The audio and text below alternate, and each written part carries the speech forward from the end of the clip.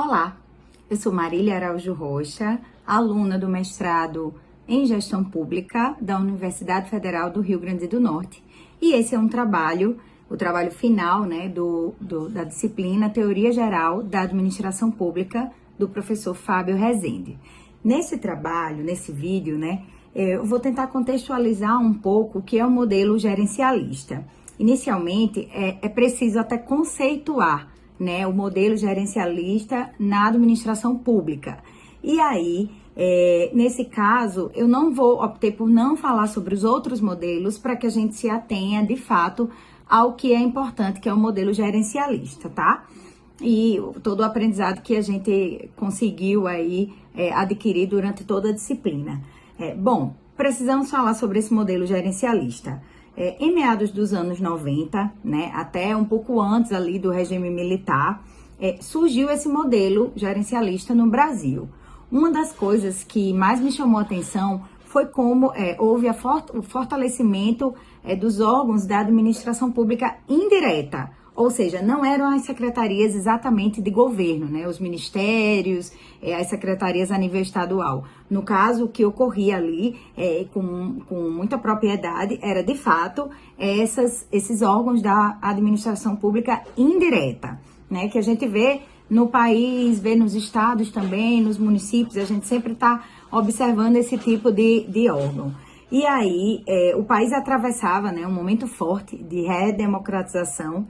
Era o governo Collor e toda aquela questão dos caras pintadas que as pessoas passavam, né, o verde e amarelo, enfim, tentando entender que o processo de democratização ele era também ali uma aposta do modelo econômico e do modelo político também. E aí a palavra de ordem era sempre a mesma, né, a reforma do Estado. E o que queria dizer? Fernando Henrique Cardoso, né, logo depois, em 1995 a 1998, eu estou recorrendo aqui para que as datas sejam realmente dispostas com a verdade. Ele protagonizou essa reforma do Estado. E uma das coisas que eu acho que é super importante de lembrar é que o mundo inteiro também passava por transformações, né? A gente via as mudanças referentes todas ao século XX, elas são dispostas exatamente nesse período, de mais ou menos de 90 até o final ali da década, né, de 90, que a gente via essas transformações aí no mundo inteiro. E aí todos os países, tanto do velho continente, a Europa, quanto os países que a gente às vezes até acredita ser desenvolvido do ponto de vista industrial, como o Japão, como a China, né, grandes concorrentes aí, os Estados Unidos também, a gente viu essas mudanças também acontecerem nesses países. E aí, um dos marcos dessas mudanças foi a questão da aceleração do desenvolvimento tecnológico, né? Então, assim, as empresas, as indústrias, elas de fato se prepararam para isso. E aí, todo o processo de tecnologia da informação, junto com tecnologia da comunicação, a gente viu bem implantado, assim, bem marcante, de fato, nesse modelo aí gerencialista. E aí, houve também o rompimento, né? Uma coisa que em todas as leituras aí que eu fiz, até peguei umas leituras de apoio na internet mesmo, consultando e tal, eu vi que esse rompimento do sistema socialista, do sistema comunista e esse novo modelo aí político-econômico que estava dominando o mundo, ele fez muita diferença na aplicação do modelo gerencialista aqui no Brasil, tá? Uma coisa que eu pontuei aqui, de fato, para falar também, é sobre a queda do Muro de Berlim, né? Essa queda que foi aí, protagonizou uma série de mudanças, de abertura aí do mercado, né? E uma coisa que a gente percebeu, isso já era 1989, quer dizer, a gente já estava no finalzinho da década de 90, quando a gente viu tudo isso acontecer, né? Essa queda do Muro de Berlim na Alemanha, é importante também frisar isso, né? Ela, de fato, marcou ali um período, não só para o país, para o Brasil, lógico, ou para o país Alemanha, mas para o mundo inteiro, né? Houve, de fato, essa ruptura aí, que fez com que as pessoas acelerassem também os processos, né? As indústrias, as grandes empresas também começaram a focar mais, né, nessa questão aí, nesse contexto aí econômico. E, claro, de fato, a gente não pode falar sobre globalização política sem falar da econômica e nem falar da econômica sem falar da política, né? De fato, são duas áreas aí, duas questões que são fundamentais e elas estão intimamente ligadas, né? É importante a gente também pontuar essa parte. E aí eu coloquei aqui uma observação do autor Pedro Cavalcante, né? Na obra, abre aspas, Gestão Pública Contemporânea, do Movimento Gerencialista ao pós-NPM, fecha aspas. E aí ele cita o funcionamento do setor público, né? Eu vou colocar aqui para a gente poder, de fato, pontuar o que ele fala.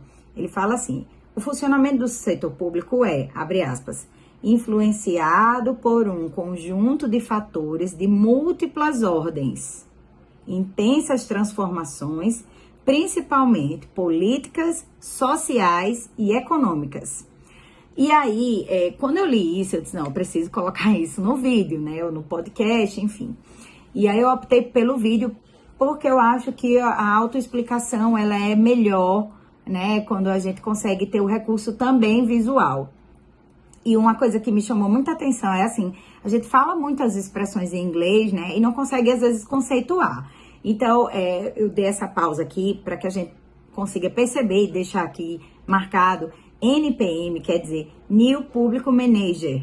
O que quer dizer, né, a nova gestão pública. É algo de fato que aqui no Brasil a gente usa o termo em inglês, mas que também pode ser conceituado em português, tá? Então, voltando ao tema, né, para Cavalcante, ele conceitua bem essas mudanças, tá? Eu vou só pedir licença para ler novamente, abre aspas. Tais mudanças, em boa medida, impactaram processos de reorganização do papel do Estado e da estrutura da administração pública, fecha aspas, comenta Cavalcante, né? Uma coisa que me chamou muita atenção no livro dele é o jeito que ele trata essa questão do conteúdo, né? A qualificação desse conteúdo.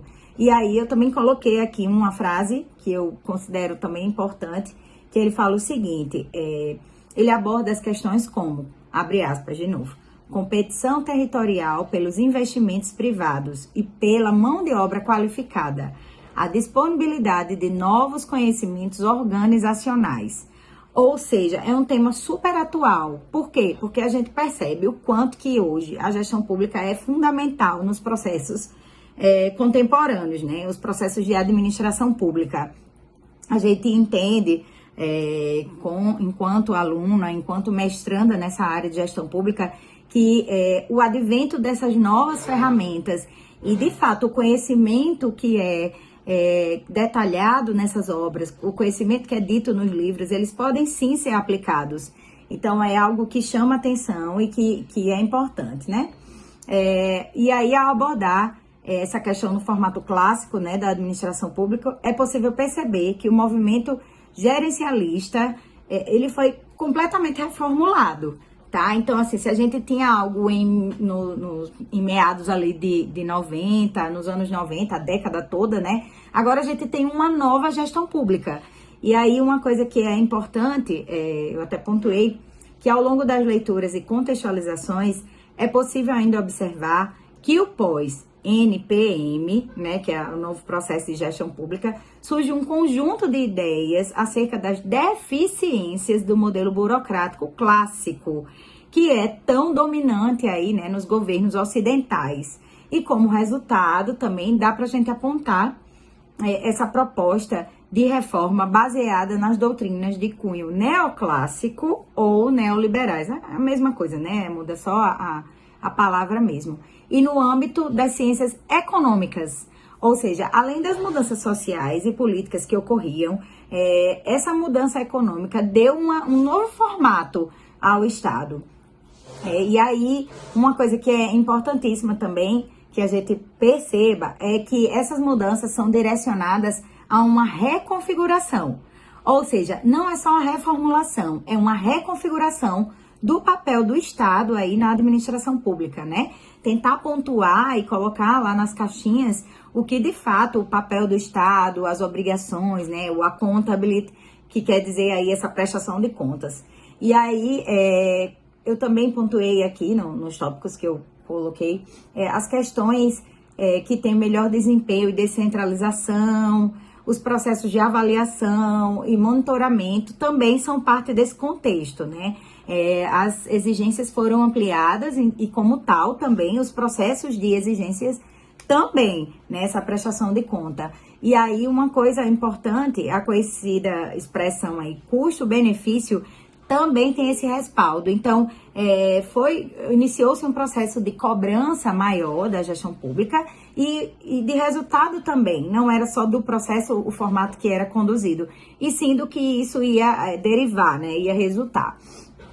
A preocupação com as relações dos itens e dos impactos também é pontuada por Roberto Deben, né, na obra O Novo, abre aspas, o novo paradigma da gestão pública e a busca da accountability democrática. E aí ele descreve, abre aspas, os campeões da nova gestão pública têm desafiado o paradigma tradicional da administração pública, que regulou nosso pensamento e deliberações, se não nossa prática, por mais de um século. O argumento deles é bastante simples. O modelo tradicional de organização do poder executivo é muito lento, burocrático, ineficiente, pouco responsivo e improdutivo.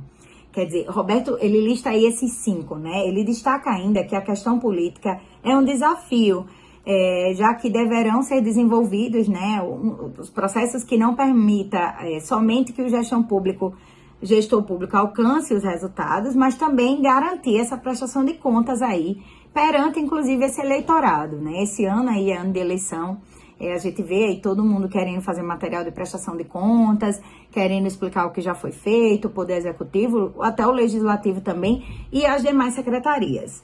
Então, eu vou só acelerar um pouco aqui.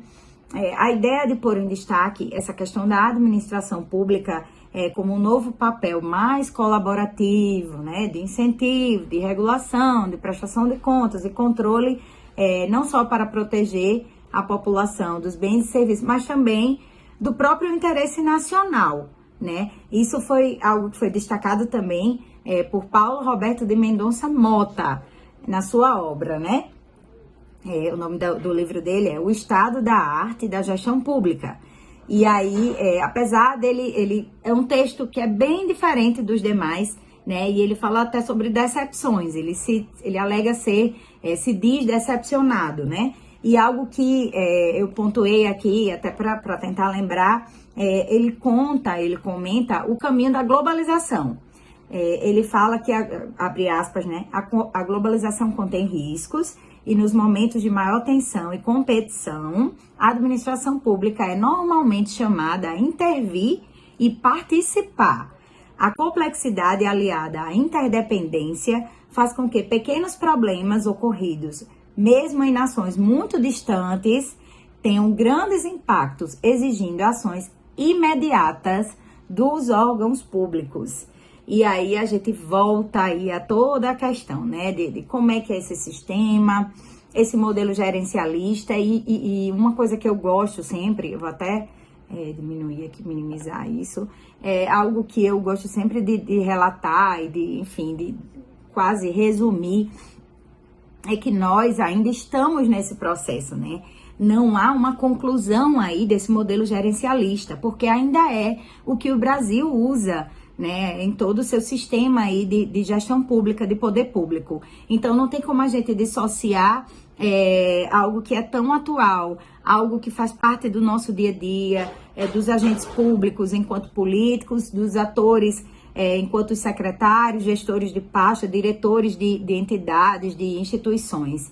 Então, é importante a gente sempre lembrar que esse processo ele não está concluído, ele não está finalizado, nós estamos ainda nesse modelo aí gerencial e a administração pública que tem mudado tanto, né, no nosso país e inclusive com interferência às vezes de questões jurídicas, né, de questões judiciais também, de decisões, tem feito com que todo o processo, tanto de trabalho no dia a dia, quanto de prestação de contas, ele seja reformulado.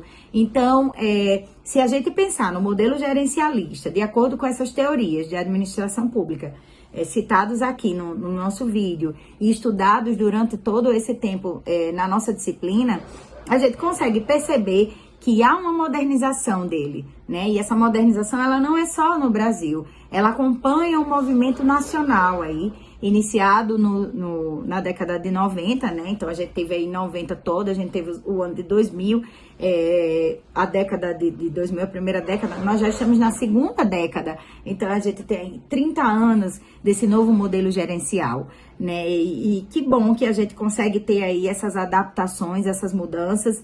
E sim, os autores, eles lidam com esses processos de forma muito técnica, né? Enquanto os atores públicos no dia a dia lidam de forma muito intuitiva. Então, eu acredito que o desafio maior da gestão pública, aí, dessa nova gestão pública, digamos assim, seja essa, de conceber e conseguir trazer as duas coisas. Tanto o processo do ponto de vista teórico, quanto na prática. O que pode ser feito para que a gente tenha uma prestação de contas melhor, para que a gente tenha um modelo de administração melhor? Portagem da transparência, melhorar a comunicação, ferramentas de interação, canais como ouvidoria, tentar abrir um pouco mais, né, esses órgãos públicos e sim, ter sempre modelos de compra através de licitação. A gente tem que o tempo inteiro pensar em mecanismos que nos levem a condicionar o que é feito de verdade, né, na prática, ali, o dia a dia do que é feito, com essas regras de gestão pública tão bem aplicadas. Então é isso, professor, muito obrigada pela paciência, e esse é o meu vídeo que fala aí sobre a teoria geral da administração pública, esse modelo gerencialista. Muito obrigada.